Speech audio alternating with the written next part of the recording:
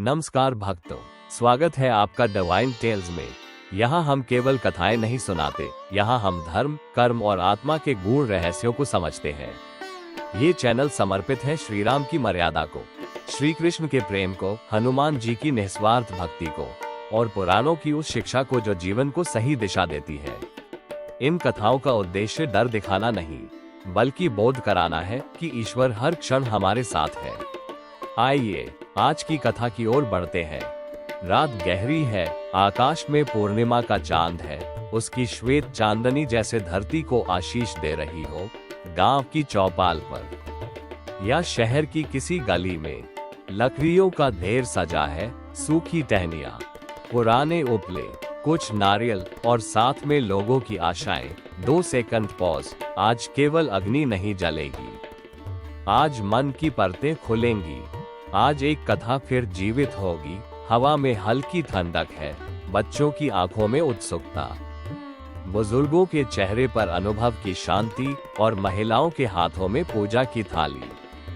दीपक की लौ कांप रही है, मानो पूछ रही हो, क्या तुम तैयार हो? धीमा मंत्र तेज होता है, फिर हल्का पड़ता है। हर वर्ष होलिका दहन होता है, पर क्या हमने कभी सोचा हमारे भीतर की होलिका कब जलेगी?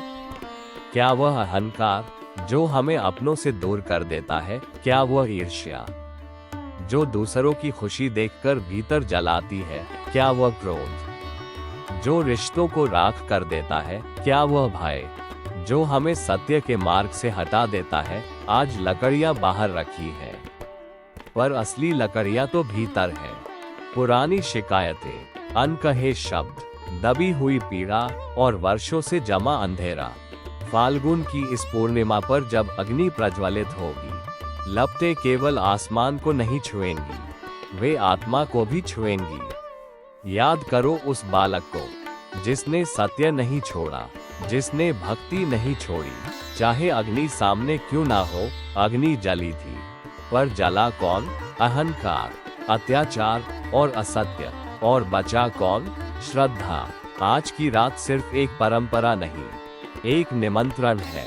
निमंत्रण अपने भीतर झांकने का, अपने भीतर की होलिका को पहचानने का और उसे अग्नि को समर्पित करने का।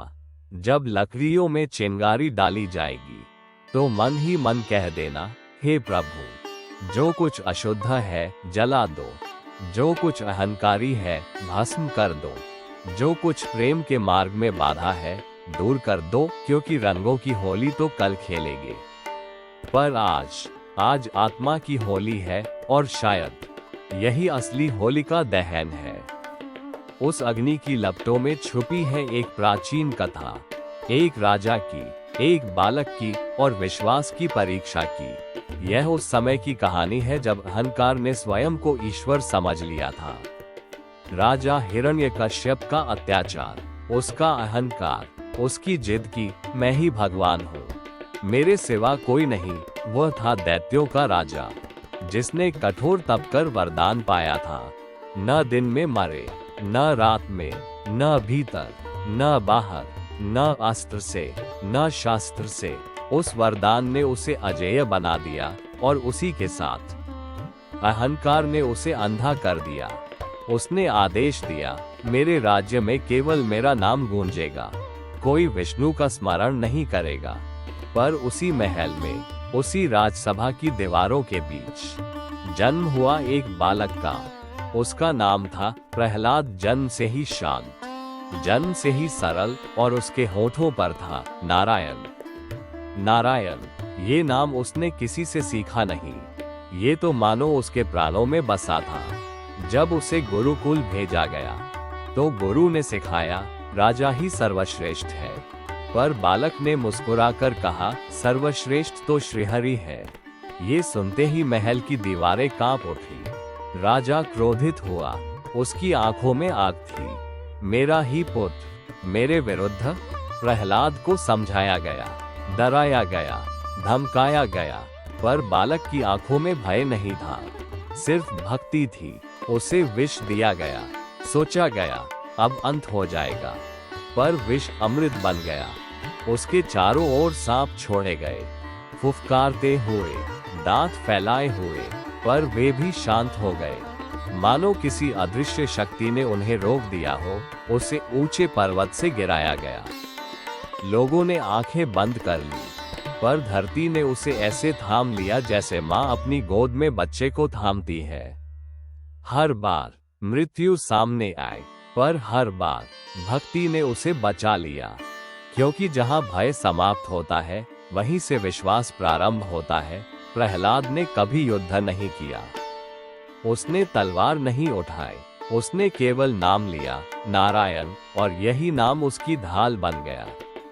एक ओर पिता का अहंकार, दूसरी ओर पुत्र की श्रद्धा, एक ओर सत्ता, दूसरी ओर समर्पण। युद्ध तलवारों का नहीं था, ये युद्ध था अहंकार और भक्ति के बीच। और इस कथा की सबसे बड़ी सीख यही है, जिसके हृदय में सच्चा विश्वास हो, उसे संसार की कोई अग्नि जला नहीं सकती। जब सारे प्रयास असफल हो गए, जब विष, सांप और पर्वत भी हार गए, तब अहंकार ने अंतिम दांव खेला। भक्ति को झुकाया नहीं जा सका, तो उसे जलाने की योजना बनाई गई। राजा का क्रोध अब सीमा पार कर चुका था। उसने अंतिम उपाय सोचा। उसकी बहन थी होलिका, उसे वरदान प्राप्त था, अग्नि उसे जला नहीं सकती, वो अग्नि में प्रवेश करे तो भी सुरक्षित रहे।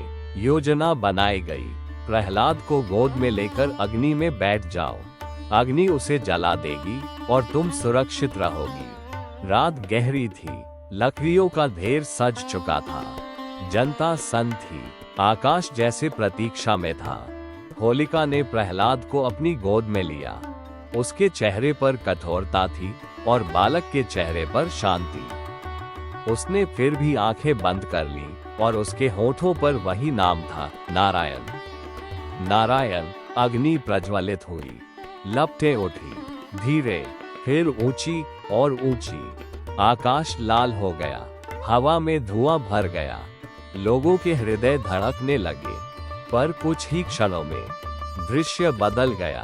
अग्नि जो प्रहलाद को जलाने आई थी, वही अग्नि होलिका को घेरने लगी। उसका वरदान निष्फल हो गया, क्योंकि वरदान शक्ति के लिए था, अधर्म के लिए नहीं। लपटें तेज हुई और देखते ही देखते होलिका भस्म हो गई, राख उड़ने लगी और उसी अग्नि के मध्य प्रहलाद सुरक्षित खड़े थे, निर्भय, अडिग, भक्ति में लीन। पर क्या ये केवल एक घटना थी, या इसमें छुपा है कोई गहरा संकेत?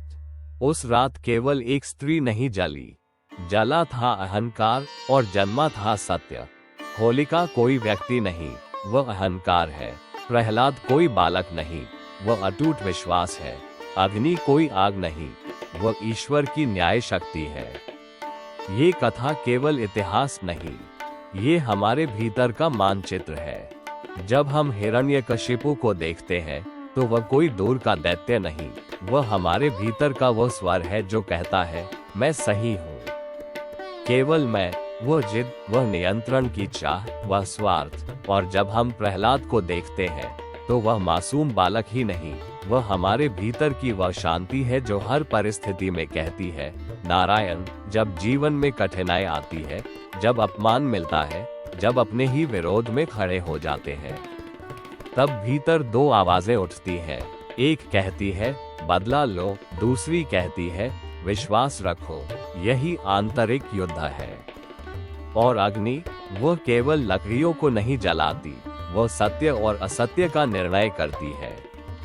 अग्नि का स्वभाव है, जो अशुद्ध है उसे भस्म कर दे, जो शुद्ध है उसे और उज्ज्वल कर दे। इसलिए कहा गया, जब मन में सच्ची श्रद्धा हो, तो संसार की कोई अग्नि हमें जला नहीं सकती। अग्नि परिस्थितियां हो सकती है, आलोचना हो सकती है, असफलता हो सकती है, रिश्तों की टूटन हो सकती है, पर यदि भीतर विश्वास अडिग है, तो वह अग्नि हमें परिष्कृत करेगी, नष्ट नहीं। होलिका का अंत इसलिए हुआ, क्योंकि शक्ति का उपयोग अधर्म के लिए हुआ। प्रहलाद सुरक्षित रहे, क्योंकि उन्होंने कभी द्वेष नहीं किया, कभी भय को स्थान नहीं दिया। याद रखिए, ईश्वर न्याय देर से देते हैं, पर देते अवश्य है।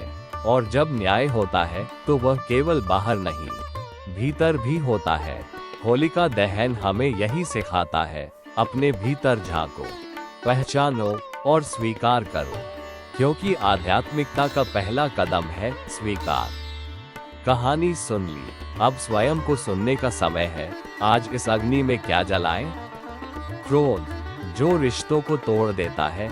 ईर्ष्या, जो मन को भीतर ही भीतर जलाती है। घमंड, जो हमें सत्य से दूर कर देता है। नफरत, जो आत्मा को भारी बना देती है। आज जब अग्नि जले तो केवल परिक्रमा मत करना, मन की भी परिक्रमा करना। अपने आप से पूछना, क्या मैं किसी से रुष्ट हूँ? क्या मैं किसी को क्षमा नहीं कर पा रहा? क्या मैं स्वयं को ही दोष देता रहता हूँ? आज उस सब को अग्नि को सौंप दो। मन ही मन प्रार्थना करो, हे प्रभु, मेरे भीतर का हिरण्यकशिपु जला दो और मेरे भीतर का प्रहलाद जगा दो। मेरे भीतर का अहंकार भस्म कर दो, मेरे भीतर की करुणा प्रज्वलित कर दो, मेरे भीतर का भय मिटा दो, मेरे भीतर का विश्वास स्थिर कर दो। क्योंकि होली केवल रंगों का उत्सव नहीं, यह आत्मा के पुनर्जन्म का पर्व है। जब भीतर की नफरत जलती है तभी बाहर प्रेम के रंग चढ़ते हैं। जब भीतर का घमंड टूटता है तभी संबंध मजबूत होते हैं। जब भीतर का क्रोध शांत होता है तभी जीवन में शांति आती है। आज की रात अग्नि के सामने खड़े होकर बस एक संकल्प लेना, मैं बेहतर बनूंगा, मैं क्षमा करूंगा, मैं विश्वास रखूंगा। क्योंकि जब भीतर प्रहलाद जागता है तब जीवन में स्वयं ईश्वर प्रकट होते हैं। जब मन स्वीकार कर लेता है तभी प्रार्थना जन्म लेती है। अब शब्द नहीं, अब केवल समर्पण। आइए आंखें बंद करें, दो गहरी सांस लें, अपने भीतर झांकें। कहीं कोई पीड़ा है, कहीं कोई शिकायत है, कहीं कोई अनकहा दर्द है, उसे दबाए मत, उसे पहचानिए और धीरे से अग्नि को समर्पित कर दीजिए। हे प्रभु, जो क्रोध मेरे भीतर वर्षों से पल रहा है उसे आज भस्म कर दीजिए। जो अहंकार मुझे अपनों से दूर करता है उसे आज समाप्त कर दीजिए। जो भय मुझे सत्य से रोकता है उसे आज मुक्त कर दीजिए। मेरे भीतर करुणा जगाए, क्षमा जगाए, विनम्रता जगाए।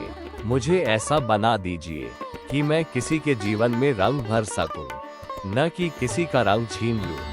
कल जब हम एक दूसरे पर रंग लगाएं, तो वह केवल चेहरे पर न लगे, हृदय पर भी लगे।